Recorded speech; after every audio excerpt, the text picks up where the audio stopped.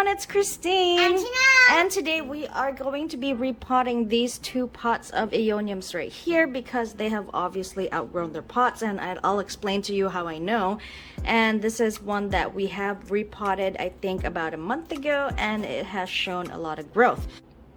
So first we have our beautiful pot of Aeonium Lily Pad right here. You can see all the babies that she has around, and this would be the main mother plant, which looks pretty small. She did used to be a lot bigger, and let me show you the progress of her growth. Here is my Aeonium Lily Pad. This was about the first week that I got it, and it was very small with about 2 or 3 babies in the bottom. And this here was after about 3 to 4 months. Look at all the nice growth, how much it's grown, and there are all the babies that grew around it. Then a few more months and this was how beautiful it looked at its prime.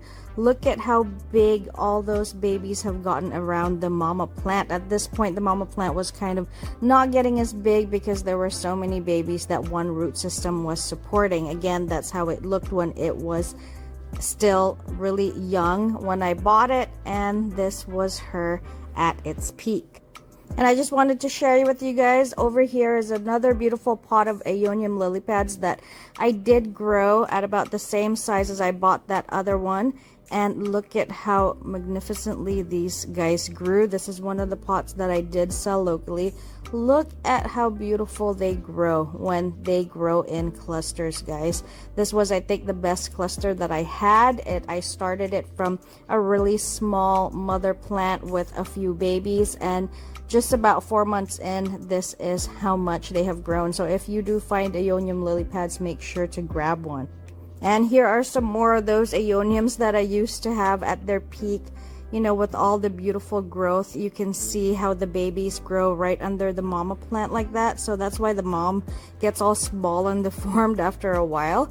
All these babies just start to peek out. Now you see from what I have shown you, you can tell that the rosettes for the whole thing have pretty much gotten a lot smaller, and there are now new babies growing, but you can see some of them are drying off. Now the reason why is because the pot is now way too small to support all of these heads of Aeonium Lily Pads. The way that I have been watering this Aeonium Lily Pad is I actually have to bottom water it and let it soak overnight in order for it to take in enough water. I think this soil is so hydrophobic that it really doesn't take in much water anymore, which means I need to repot it. And then the stems continually sacrifice the bottom leaves so that new growth can grow. When that happens to your succulents, guys, that means that it is time to repot it. My aeoniums, I repot any time of the year, mainly because I grow them indoors because they just will not grow outdoors. They'll just stay asleep. So if you guys do grow them outdoors, the best time to repot them is when the weather is getting a little bit cooler. So if you have aeoniums and say you live like in Philippines, the only way that you can really grow aeoniums successfully is to grow them indoors under grow lights with air conditioning, okay? Unless you live in like Baguio or Tagaytay in the highlands where it is a little bit colder, but in the lowlands like Manila, these will not successfully grow outside. Mainly the Aeonium Lily Pad. Other aeoniums may survive, but if you do wonder why your aeoniums that you buy keep dying, no matter how well you take care of them, it's mostly because of the weather. If it stays hot all year like it does here for me. So I don't grow a lot of aeoniums because of that reason, but I do like aeoniums, so I grow them indoors, where mainly my AC's temperature is about 68-67 degrees Fahrenheit. So it's just a nice cool temperature all day indoors under lights for, you know, for their light intake, and I don't take them outside. So repotting, like I said, I can do basically all year if you live in states like, say, California or other zones that may get a little bit colder. These guys will grow great outside as long as it doesn't get way too cold. But you know, 50 degrees Fahrenheit, 40 aeoniums do really well. Any lower than that, I'm not quite sure. So now guys, I'm transferring it into the next pot size up. You can see the difference in size right there, so that those roots could have more room to grow. If you are wondering, what is my succulent soil mix? It is called Sunshine Mix Aggregate Plus number 4. It works really well for all of my succulents, both Korean and local succulents. So if you guys could find it in your you know, local stores, then go ahead and get it, because it is really good. And I'm just filling in the soil here around those roots. I mean, you know, repotting for this is particularly simple. And just give it a little tap so I can get that soil in there evenly. And then I have these tools here for potting. This was sent to me. It was a set along with these guys over here from Succulents box, and they do sell it. I will have a link down below for you guys, so you know, you can purchase it if you'd like. Do you really need it? Not really, but the thing is, these things actually really make repotting and dealing with your plants a lot easier than just, you know, using other things. Not necessarily you don't necessarily need it, but it does make life easier. And trust me, if you buy it, you will not regret it.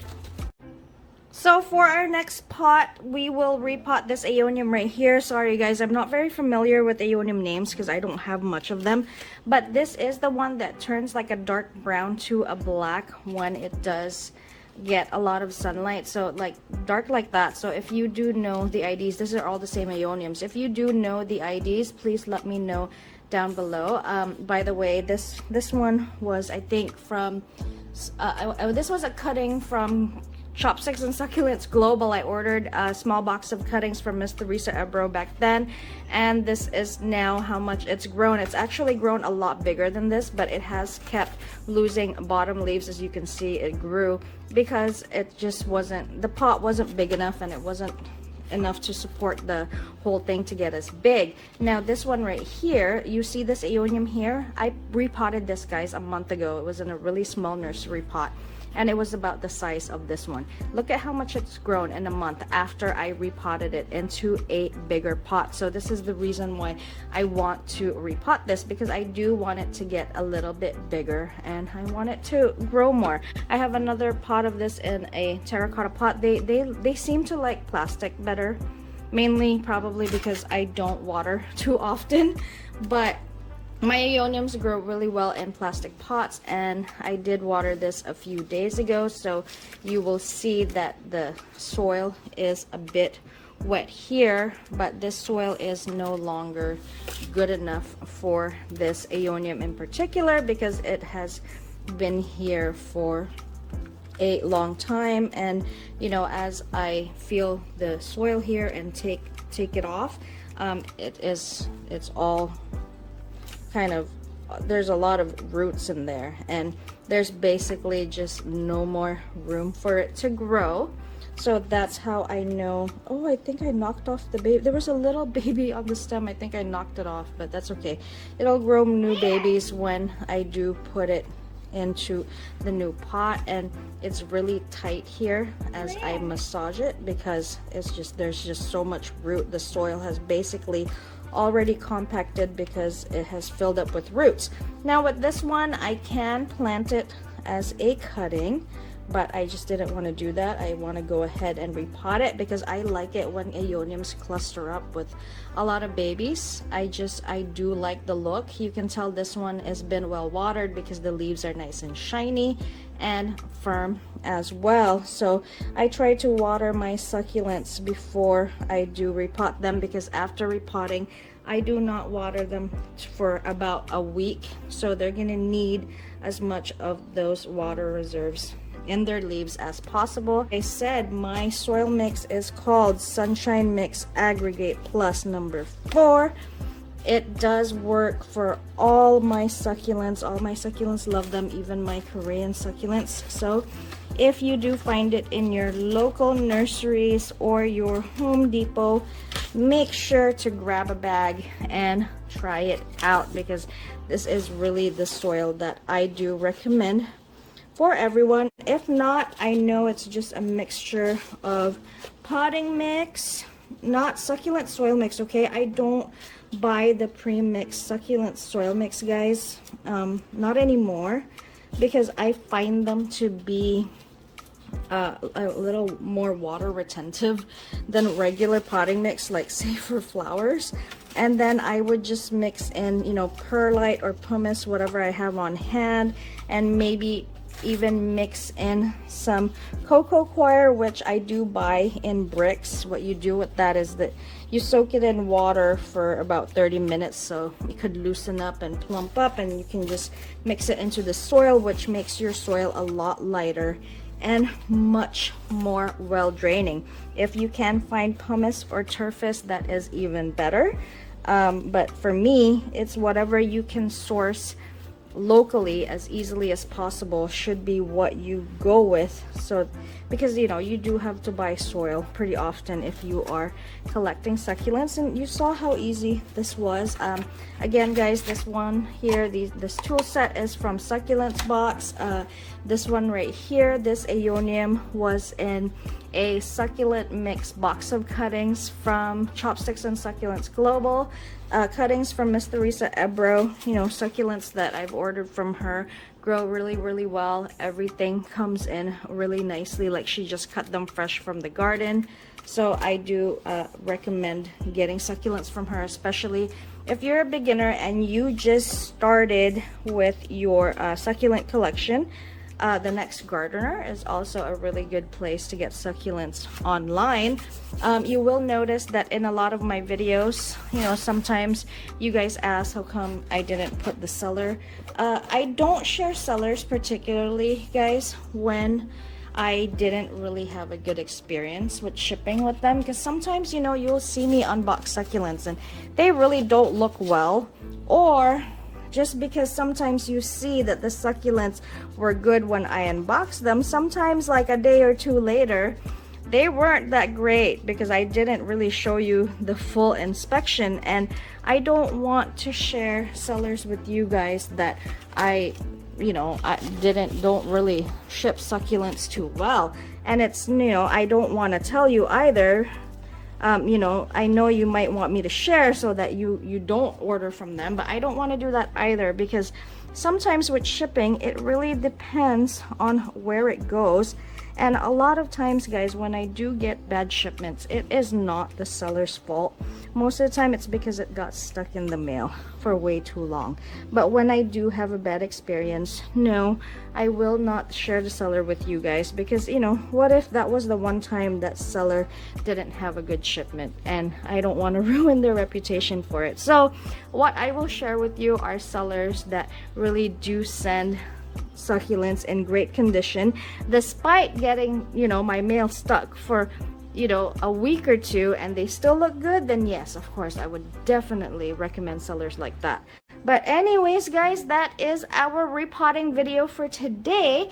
I hope you guys enjoyed it, and I'm hoping to do more in the future, because I do have to repot a lot, but I have been a little busy lately, so I'm trying my best. And if you guys know the idea of this one, please let me know in the comments down below. Again, this is Christine from These Succulent Biddies. Don't forget to comment, like, and subscribe, and I will see you on the next one. Thank you.